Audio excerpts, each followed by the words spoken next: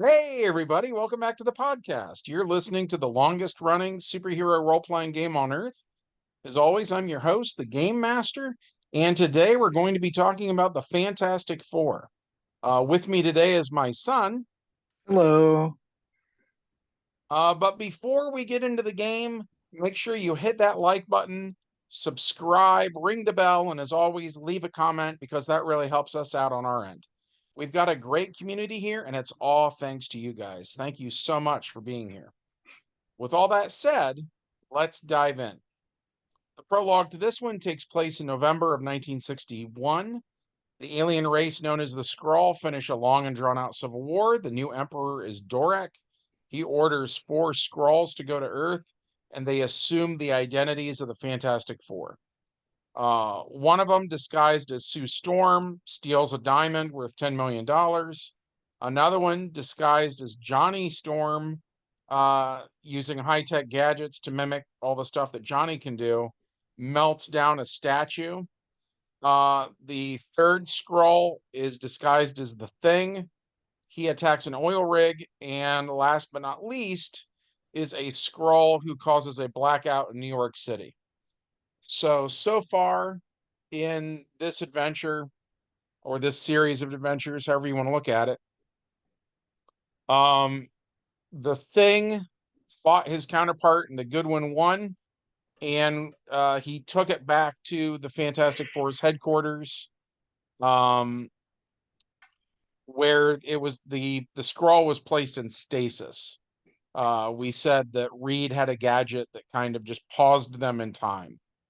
And then the Invisible Woman beat her enemy, and similarly brought her back, and she was also placed in stasis. So that's where we actually begin this game session. So Reed, what would you like to be doing as the game begins? Has the blackout already happened then? Yes, the power's back on. You have placed two of the four bad guys in stasis. There are still two at large. Hmm. Trying to think.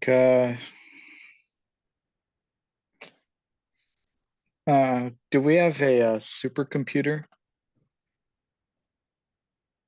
or something that can like help me find where the other ones are?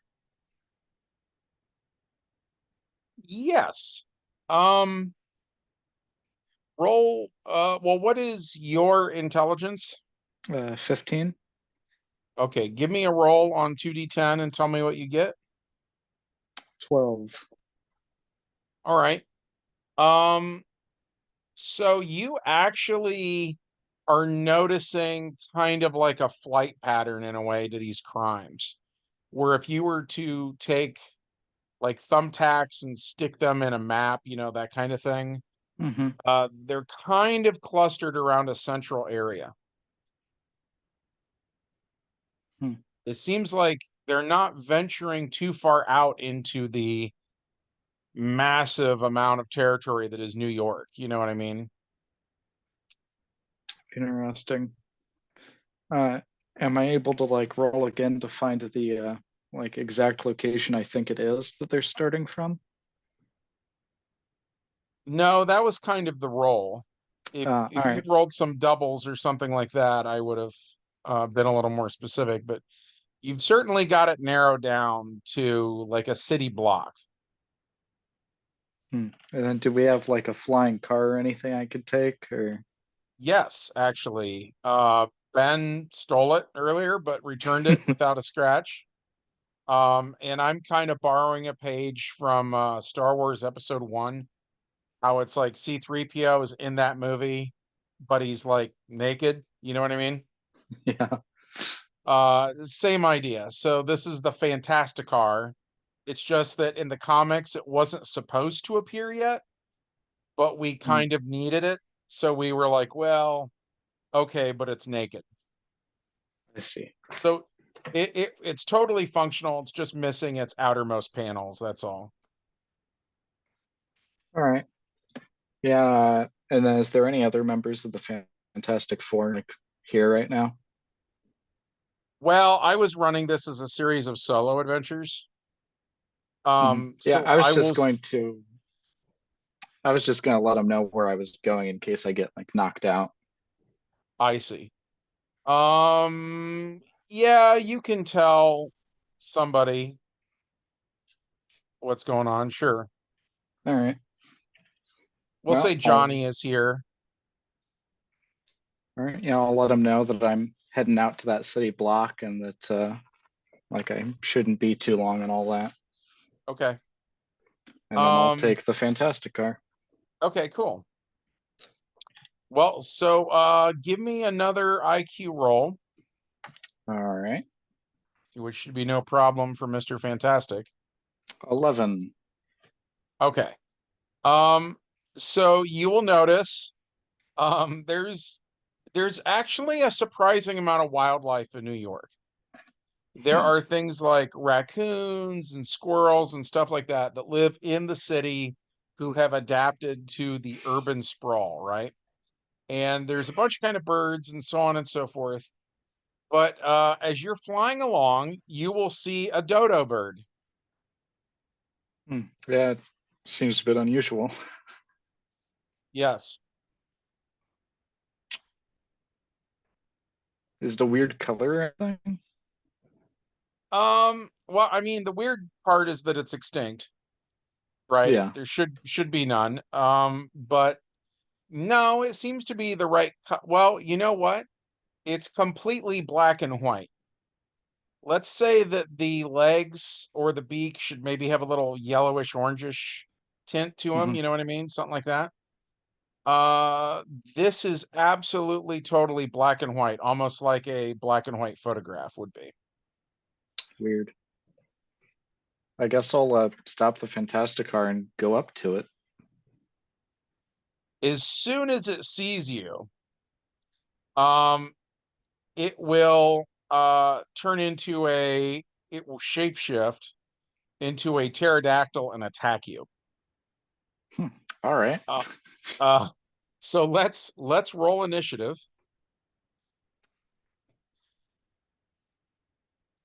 I and go we on should have the 23. exacts. What you roll 1d10 there, buddy. Hmm? Initiative is just 1d10. Yeah, and then you add it to your initiative, right? Right. I thought you said I rolled a 1 and a 3. No, I go on 23. Oh, I misheard you. Okay. It's all right. I was I like, as think we long might as have we've been both cut playing, out. as long as we've been playing this game, everybody should know the rules. Yeah. Um, okay. You go on 23. What is your base initiative again, please? 20. Okay. Yeah, I I didn't go roll on so great. 22. So you missed me. You beat me by 1. Man, neither of us rolled great. Yeah. So, but I'm using your character sheet for this guy. Okay. So Pterodactyl. what's that? I was just thinking about it being a pterodactyl. And again, he's black and white. Hmm. He's not Yeah, in color. Um, okay, so at any rate, you're faster. What do you want to do?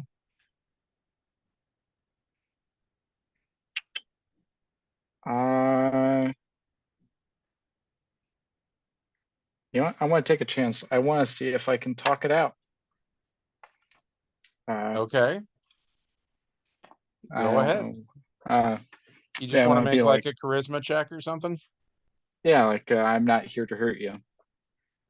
Okay.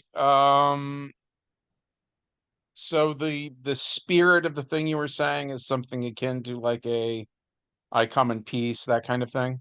Yeah, Okay. Do you have the charisma skill on your character sheet? I do not.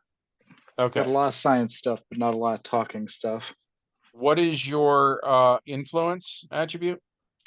too. Ah, I see. Okay, so give me a roll and let's see what you get. Roll really, really high. Yeah, I got an 11. Really, Yeah, really average. you basically say, I come in peace or whatever, and the on the Skrull's turn. Is that your whole turn, by the way? Yeah. Okay. So on the Skrull's turn, he will be like, in your voice, right? I'll be like, that is your weakness, that kind of thing. That is why All you right. will die. Okay, so I'm going to have him roll to attack you. He needs an 11 or better since you guys have identical agility. He rolls a 15, which is 2 column shifts. Um, oh, and I need to assign numbers. Well, let's say he's doing a strength of 6. So what is your body? 5. Okay. Well, don't you have did I put an 11 in parentheses or something? Yeah. Yeah. Yeah, okay. Um, when I made the sheet. So that's your skin armor. So you protect with you. Ah, The long story short is he does no damage. He is on you now. He grapples with you with his like pterodactyl talons. mhm. And is sort of like pecking and biting and that kind of thing. None of it is hurting you. You're just rubbery. So he's kind of like gumming you. You know Yeah. what I mean? Yeah, we're both probably pretty rubbery. Yes. Yes. So then it's back to being your turn again. I wondered, what's it sound like? Like, do I sound like I'm made of rubber or like just flexible skin? I think you sound totally normal. Huh. Um, the reason I would say that is, while I kind of mentioned in the last video that I haven't read a ton of Fantastic Four comics, but I did watch all of the 90s Fantastic Four cartoon. When I was a little kid, there was another Fantastic Four cartoon with Herbie, and I watched that quite a bit. And they would just use a normal voice for him. There was no, and they would kind of, I think, do stuff to the Thing's voice to like make it a little lower. Hmm. Um, but they don't do that with Reed. They're not uh messing around with the pitch to make him sound like kind of springy, like certain like Looney Tunes characters or something. Hmm. Um, Also in the comics, especially more recent years, word bubbles will sometimes they'll do stuff with that. They'll color them a certain color if they're trying to get an idea across. Reed always has just completely normal word bubbles. So I'm going to say as the GM that Reed just sounds like he did before the accident. All right. Uh, I guess I'll try to hit the pterodactyl. It doesn't seem very Okay. friendly. Uh, So what do you want to do for damage there? Because you have self manipulation, mhm. and that's a power. I don't remember you ever playing anybody with this power before, but it I think I works just like Force Manip for a Green Lantern. I think I did Plastic Man once. Okay. We tend to do a lot of characters with like flight and super strength and invulnerability, and that's like the classic power set. So I feel like anytime we go off that path, we haven't done a lot with it. Hmm. Yeah, I guess it'll be like I'll turn my hand into a hammer and hit it. Okay, so you need to assign points. Do you just want all your Uh, points to go into hammer? yeah, all Because what was that? All 12 of them. yeah, because I was gonna say you don't need to give it a body, unlike the Green Lantern thing, because it will already have your body. Ah, You know what I nice. mean? Okay, so yeah, you can put all 12 points in damage. So go ahead and give me a roll. 11 or better to hit. 13. You hit with 1 column shift, and then it's your 12 versus his 11. He takes 4 points of damage, but that's for the 11 is for the skin armor part of it. He Hmm. actually only has 5 hit points, so he only has 1 hit point left. So he is for sure hurting. Um, okay, so since you hit him on his turn, trying to think what he will do. You know what? He's going to turn into a hummingbird and try to get away as fast as he can. So he's uh I'm actually gonna have to I got Google here. How fast does a hummingbird go?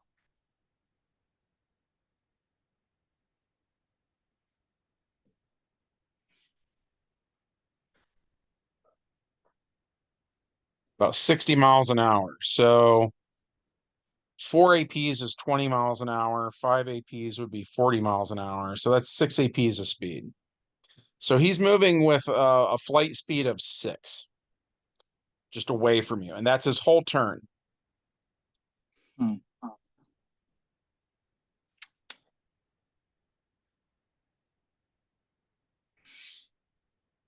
Hmm. Yeah, I'm trying to think. If I like turned into like a spring, let's say, Okay. would I somehow be able to do like whatever 10 APs of speed with like compression or something? Yes. That's the way the whatchamacallit works. The self-manipulation power. Hmm. You're just telling me where the numbers go. So if you want to shapeshift into something that can catch up to him, you can. Something I'm trying to do with this villain is yes, he has your powers, but he doesn't have your experience with these powers. Hmm. Yeah, I So noticed he's he's doing a not, lot of animals. yeah, yeah, Trying to think, and is shape shifting an automatic action? yes. I would like to then turn into a spring to ideally Okay, give me all 12 of the cell manipulation things in speed. sure.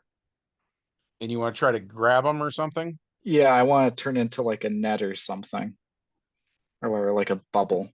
Oh, I see. So you want to use two automatic actions. One is kind of Yeah. getting there, and then you're going to change your numbers to ensnare him somehow. That's fine.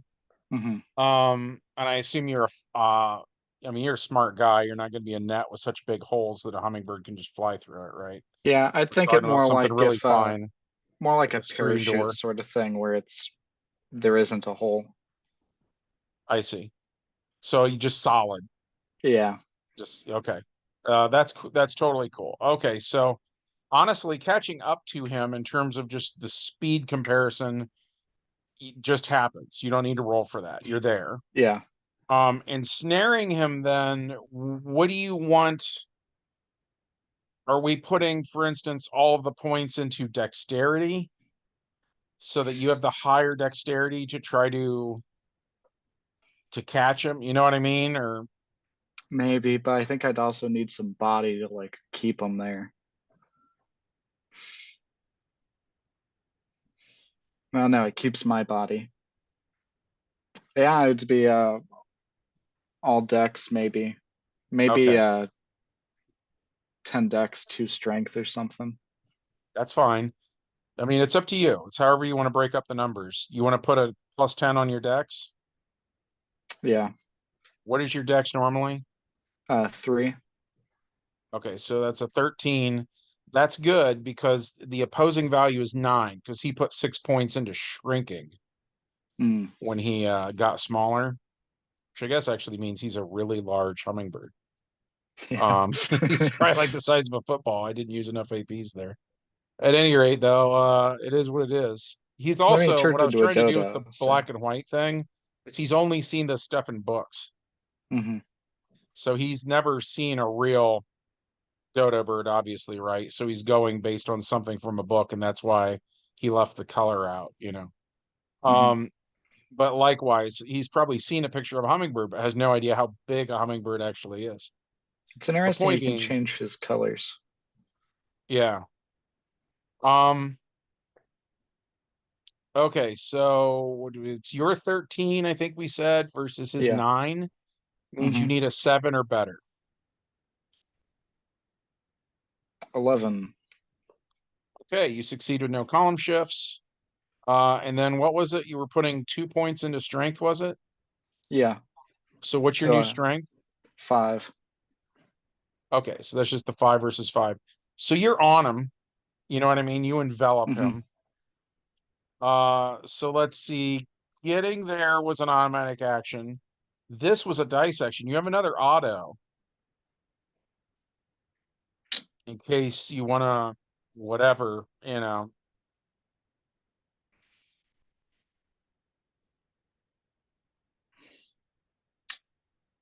I can't think of anything, so I'll just Okay, end my turn there. that's fine. Okay, so on his turn, he's going to try to get away from you. Trying to think what he'll do. He will turn into a snake and he's going to bite you. Hmm. All right. Actually rolled a 3. Um, so he fails. Um, he's just sort of squirming around in there and uh I guess and then turning into the snake was an automatic action, so he'll just swear at you in whatever the Skrull language sounds like, Hmm. you know. Act, act, act, act, act, act. I think I'd like to try to shrink and squeeze them. Okay. Um, so what would that be like? Are you putting all your points into strength? Uh, I'll leave 2 on Dex and put the other 10 into Strength. So it'd be Strength 13, Dex 5. Okay. And the dex is normally a 3, right? Hmm. So you need a 9 or better to do that. 12. All right, you succeed with no column shifts. And what was the strength again? 13 is All the new right. one. Okay. Versus 11. So you do 5 points of damage. So he's knocked out, and I Cool. assume this is knockout damage only, not killing combat, correct? Yep. Okay. So yes, you succeed. He is knocked out, and as soon as he loses consciousness, he's going to turn back into a Skrull. Hmm. All right. I'll put him in the Fantastic car and take him back to the what is this? The Baxter Building. I want to say yes. I think Baxter Building's first and For Freedom Plaza is like the 80s, right? At any rate, Maybe we can I'm not just sure. I know I get a little turned around too when they have so many things like that, you know what I mean? Yeah. Um, but at any rate, let's just say you take them back to the Fantastic Four's headquarters, you know, that's Hmm. what we mean. Um, we can look up the correct terminology later and, you know, put that in the game notes or whatever, but Hmm. sure. So I guess the epilogue then, if it's all right with you, is that you can take them to your lab where these stasis gadgets are, and then you can just kind of pause him in time. Hmm. And was there anything else you wanted to add at the epilogue there at the end? I want to study them and see if I can figure out like where they came from, or like how they're doing what they're doing to pretend to be us. Okay, Because then, if it's a gadget, I might be able to turn it off in case they're pretending to be other people. I see. Well, we'll say then that you, since it's epilogue stuff, I'm not as hung up on dice rolls and stuff at this point in the game. Um, Reed being Reed, I just have every bit of faith he can figure out that this is they're shapeshifters, you know, they're a race of shapeshifters, and that is how, for the most part, that's how they're doing what they're doing. And when you spoke with Sue earlier, um, she would have told you that the one she fought could not turn invisible. She faked invisibility by suddenly shrinking down so small people couldn't see her. I see. But this guy's shapeshifting did what your shapeshifting does. So he came by it naturally. Was there anything else you wanted to establish here at the end, or Not leave it at really. that for now? I think that's good. Okay. Well, thank you for playing. Um, Mhm. it seems very short when we're doing it this way, but you put all four of these together, and then it feels like more of a normal length thing. But at any rate, I enjoyed running this. I hope that everybody listening to the video enjoyed themselves. If so, as always, we would love it if you took a minute of your time to hit the like button. Make sure you're still subscribed because YouTube does unsubscribe people all the time. Um, Ring the bell so you know when we upload more content. And as always, leave us a comment because that really helps us out with the YouTube algorithm. From all of us here at the longest running superhero RPG on Earth, we hope you guys have a fantastic week and we will see you in the next adventure. Bye. Bye.